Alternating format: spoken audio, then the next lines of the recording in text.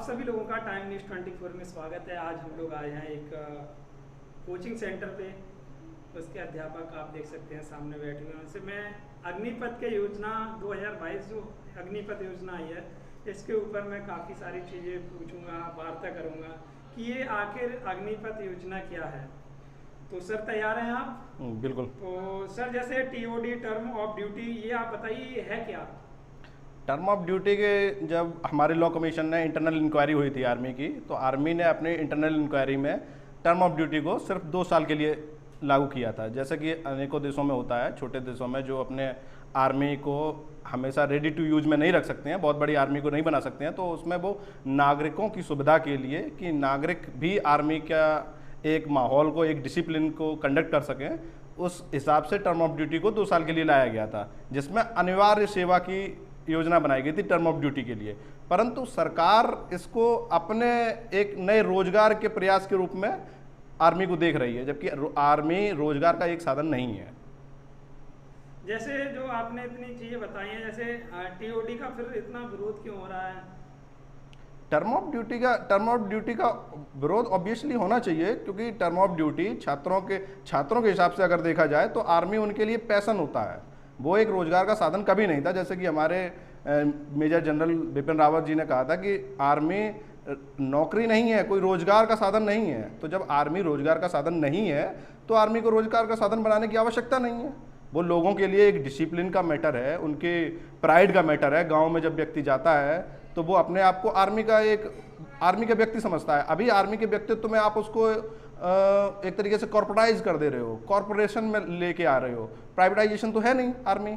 Army एक passion है लड़के का। अब उसमें अगर आप कॉर्पोरेट वर्ल्ड को ले आओगे कि नहीं आप आइए टर्म ऑफ ड्यूटी कीजिए 4 साल की, इतना रुपया कमाइए चले जाइए, तो ये तो एक तरीके से आप उद्योग बना दे रहे हो आर्मी को। आर्मी कोई उद्योग नहीं है आपके लिए।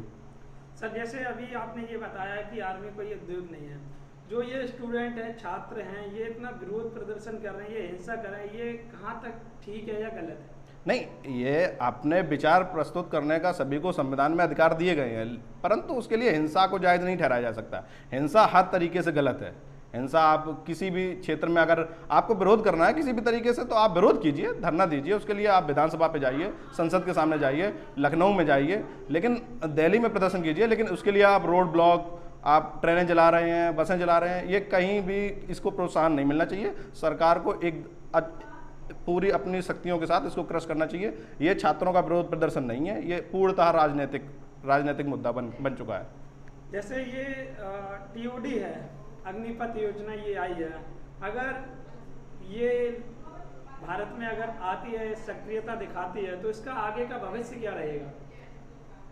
आगे का इसमें भविष्य है, ऐसा नहीं है कि अग्निपथ योजना का भविष्य नहीं है, लेकिन अग्निपथ योजना को अभी रिसेंट टाइम में इसको अचानक इस तरीके से लागू कर देना, ये कभी किसी भी तरीके से अभी सराहनीय कदम नहीं माना जा सकता है। क्योंकि आपको पहले अपने टर्म ऑफ ड्यूटी के प्रेफरेंस में जो आपने 2 साल के लिए बोला था सभी के लिए अनिवार्य सेवा, ये तो एक तरीके से आप उसको रोजगार बना दे रहे हो। रोजगार नहीं है, आपको एक अनिवार्य सेवा का जो आपने प्रस्ताव रखा हुआ था, आप उस अनिवार्य सेवा को लागू कीजिए। किसी को इसका विरोध नहीं है और ना ही कभी था विरोध, लेकिन आप उसको अभी व्यक्ति का मानसिकता अभी रोजगार के साथ नहीं जुड़ी हुई है, उसका पैशन उसके साथ जुड़ा हुआ है आर्मी की भर्ती के साथ। वो दौड़ मारता है, रेस लगाता है, उसके लिए जाता है, वो रोजगार नहीं है, लेकिन वो उसका पैशन बना हुआ है। अभी आप अगर टर्म ऑफ ड्यूटी को 4 साल प्लस पैसा, फिर उसको मतलब एक गुजराती माइंडसेट के साथ आप आएंगे और एक वही प्रवृत्ति दिखाएंगे कि आप 14 लाख लीजिए और उद्योग कीजिए। उद्योग के लिए नहीं है आर्मी।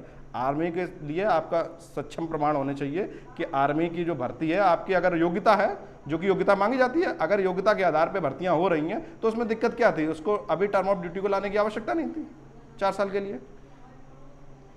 अन्य देशों में इसकी क्या स्थिति रहेगी या अन्य देशों में? देखिए, अन्य देशों की स्थितियां साफ हैं। अभी तक की जो भी प्रेफरेंस रही हैं, आप चाहे इजराइल का एग्जाम्पल ले लीजिए, सभी देशों की सीधी स्थितियां हैं कि वहाँ पे अनिवार्य सेवा होती है। उस अनिवार्य सेवा को लागू होना चाहिए था, वो तो गवर्नमेंट ने भी उसके लिए कहा था। वहाँ कहीं भी रोजगार नहीं है ये, लेकिन अनिवार्य सेवा सभी के लिए होनी चाहिए, तो होनी चाहिए, उसमें कोई दिक्कत नहीं है। अमीर गरीब या डॉक्टर पेशा, ये क्या है कि केवल गरीब किसान का लड़का जाएगा वहाँ भर्ती देखेगा, दौड़ मारेगा और दौड़ मार के चला आएगा, उसको आप 14 लाख रुपए देके और निकाल देंगे। आपने 25% भर्ती के लिए बोला है ना, आप आर्मी को रोजगार कैसे बना सकते हो 25% के लिए कि आप 25% को रखेंगे, उसमें भी असम राइफल्स में दे देंगे और आप आईटीबीपी में कुछ भी देंगे। मतलब 25% का अगर आप 100% ले रहे हो, वो जाएगा कौन? गरीब का ही लड़का जाएगा, क्योंकि डॉक्टर ने अपने लड़के को डॉक्टर बनाना है, अभिनेता को अपने लड़के को अभिनेता बनाना है। जब वो सभी लोग अपनी अपनी जगह पे एस्टेब्लिश हो गए हैं, तो मरने के लिए केवल गरीब ही जाएगा वहाँ पे। जब वो अपनी योग्यता के आधार पे जा रहा है पहले से ही, और कंपलसरी जॉब पे जा रहा है, ऐसा तो नहीं है कि वो बीच में छोड़ के भागा रहा था। अभी तक जो भी आप उसके सुसाइड रेशियो देखिए, सबसे ज़्यादा सुसाइड के लिए वो आपकी सेंट्रल आर्म पुलिस फोर्स जानी जा रही है। आप उसकी सुविधाएं बढ़ाने के एवज में आप ये काम कर रहे हैं। आप इतना आपको अगर वो था तो आप उसकी सुविधाएं बढ़ाइए सीएपीएफ की, जिससे वहाँ पे जो आपका सुसाइड रेट है वो कम हो।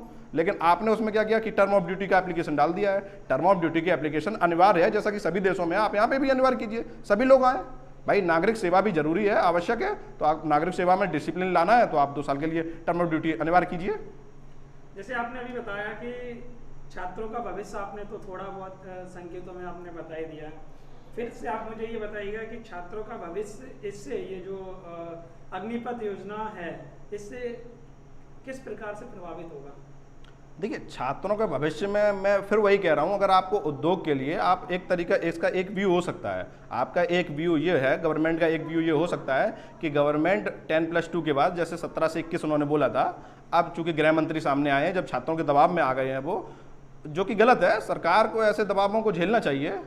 सरकार ऐसे अपनी सभी हरकतों से अगर बदल जाएगी, किसानों का मुद्दा हुआ, किसानों के मुद्दे में सरकार अपने कदम से पीछे हट गई, उसी के एवज में ये दिखाई दे रहा है। अब इस तरीके से अगर सभी धरना प्रदर्शन करके, सड़कें तोड़ के और रेलवे की संपत्ति, जो पब्लिक संपत्ति है, अगर उसको जला के और फिर सरकार दबाव में आएगी, तो सरकार को ये अपने आप से एक्शन लेने चाहिए थे।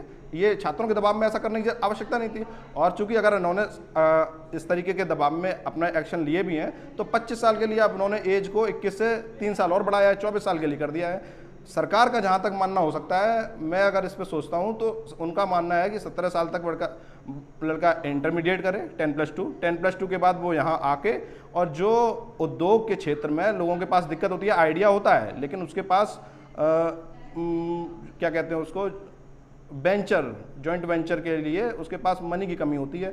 तो मेरा मानना यह है कि सरकार इसमें उद्योग धंधों को बढ़ावा देने के लिए या उद्योगों को प्रोत्साहित करने के लिए चाहती है कि एक एंजल इन्वेस्टर की आवश्यकता ना हो। लड़कों को वो अपना व्यू रखें, अपना आइडिया रखें, और उसी में यहाँ पे जाके जो भी उनको 4 साल की जॉब प्रेफरेंस के बाद 14-15 लाख जो भी मिलेंगे, उससे अपना व्यापार या उद्योग को वो आगे बढ़ाएं। जैसे अभी ये अग्निपथ योजना के बारे में आपने ये पूरी सटीक जानकारी जहाँ तक यह बताई दी है, अब अगर आगे देखा जाए तो आगे सरकारी नौकरियों का आगे क्या भविष्य रहने वाला है?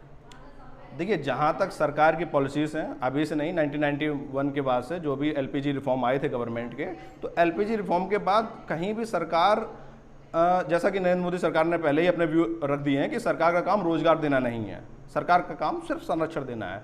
तो अगर उस मार्गदर्शन से हम इसे देखते हैं तो भविष्य में सरकारी नौकरियां नहीं होंगी, भविष्य सरकारी नौकरियों के लिए संदर्भित नहीं है, क्योंकि जिस हिसाब से गवर्नमेंट प्राइवेटाइजेशन की तरफ जा रही है, एलपीजी रिफॉर्म लगातार अपनाती जा रही है, एलआईसी को प्राइवेट कर रही है, रेलवे को प्राइवेट कर रही है। ये गवर्नमेंट के उद्योग थे, इनको बोला जाता है विभागीय उपक्रम। ये गवर्नमेंट के एक्ट द्वारा विभागीय उपक्रम बने हुए हैं सारे। और जब विभागीय उपक्रमों में आप प्राइवेटाइजेशन ले आएंगे तो कहाँ से सरकारी जॉब रहेंगी, और जब सरकारी जॉबें ही नहीं है तो रिजर्वेशन कहाँ से रहेगा, क्योंकि प्राइवेटाइजेशन में रिजर्वेशन तो है नहीं। तो कहीं ना कहीं अप्रत्यक्ष रूप से ये रिजर्वेशन को भी प्रभावित करेगा। तो सरकार की पूरी मंशा है कि वो प्राइवेटाइजेशन की तरफ बढ़ रही है और वो लड़कों को सक्षम बनाना चाहती है, सेल्फ ओरिएंटेड, कि आप अपने से ही रोजगार करें, हमसे रोजगार की अपेक्षा ना करें।